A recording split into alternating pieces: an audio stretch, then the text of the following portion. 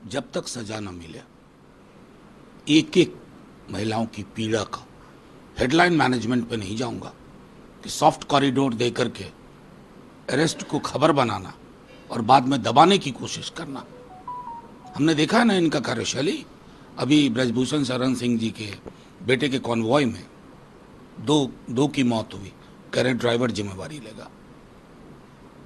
इन पे हमें भरोसा नहीं है। जब तक मुकम्मल सजा का इंतजाम ना हो तब तक नहीं मानेंगे। प्रधानमंत्री मोदी कन्याकुमारी में 48 घंटे के लिए ध्यान में चले गए। हाँ, हमने विजुअल्स देखे। मतलब 8-10 कैमरा तो मिनिमम लेके गए होंगे। हम हाथ जोड़ के कहते रहे कि प्रधानमंत्री जी ध्यान की तो आपको आवश्यकता है, बेहद आवश्यकता है, क्योंकि जो व्यक्ति भैंस मंगलसूत्र से मुजरा तक बोल चुका उसको ध्यान की आवश्यकता है, लेकिन कैमरा मुखी ध्यान व्यवधान उत्पन्न करता है। मैं तो अब लेकिन ये मानता हूं बीते 10-12 वर्षों में उनको देखते हुए कि कुछ बहुत ही जरूरी कार्य को छोड़ करके प्रधानमंत्री जी मूलतः कैमरा मुखी हैं और कैमरा के अधीन है। ये कौन सा ध्यान है? ये ध्यान के नाम पर परमात्मा के साथ भी मैं समझता हूं कि एक तरह से खेल खेल रहे हैं। उचित नहीं है सर। प्रधानमंत्री मोदी ने कल अपने रैली को संबोधन करते दौरान कहा कि मैं वापस जब आऊंगा तो 125 दिनों का रोड मैप मैंने तैयार कर लिया है। कोई नहीं, 125 दिन के रोड मैप रिटायरमेंट प्लान में काम आएगा। और अगर कोई एक आध अच्छी चीज जो कि हमने 10 वर्षों में ना देखी हो तो जो नए प्राइम मिनिस्टर बने उनको वो सूची सौंप दीजिएगा। हम उस पर गंभीरता पूर्वक विचार करेंगे। हम विपक्ष को खारिज नहीं करेंगे। अगर आपकी पार्टी विपक्ष में हो तो उसके साथ भी संवाद करेंगे। आपकी तरह नहीं कि माई वे और हाईवे ना। हम ये रशियन मॉडल और वो किम जोंग मॉडल में नहीं यकीन करते। इंडियन डेमोक्रेसी है, पक्ष और विपक्ष में संवाद रहना चाहिए। आपके कुछ अगर बहुत ही खूबसूरत आपके प्लान होंगे तो हम उसको अंगीकार करेंगे।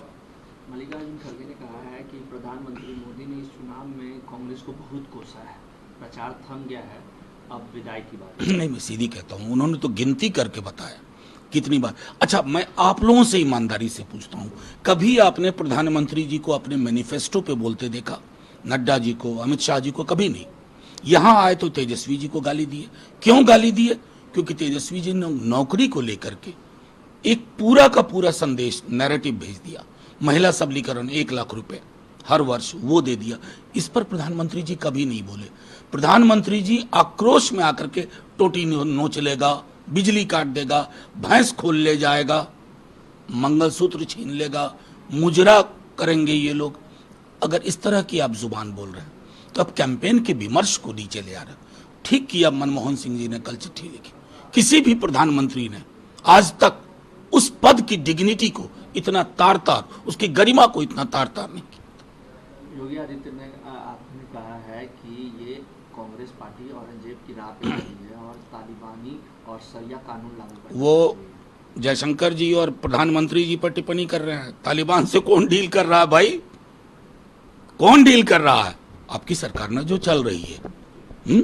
और योगी जी को इतिहास का ज्ञान है नहीं। जियो पॉलिटिक्स तो बहुत बड़ी चीज है, वो समझ ही नहीं पाते हैं।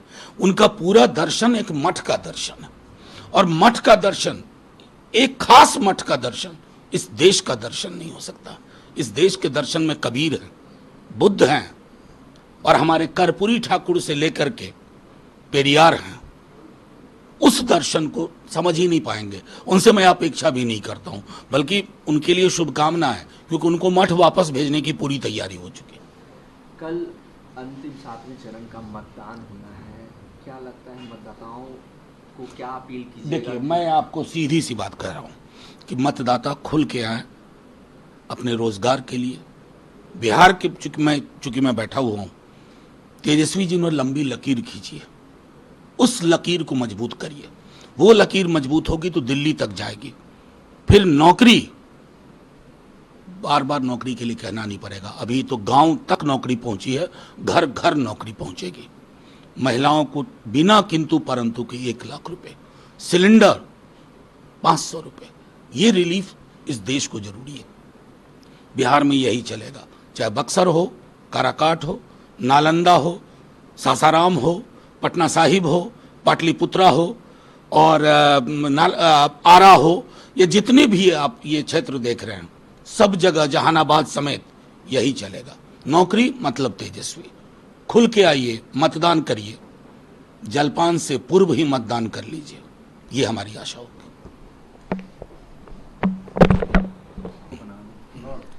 बिहार में हीट वेव को लेकर कई बच्चों की मौत हो गई। अगर सिर्फ औरंगाबाद की बात करूं तो अभी तक 40 बच्चों की मौत हो गई है।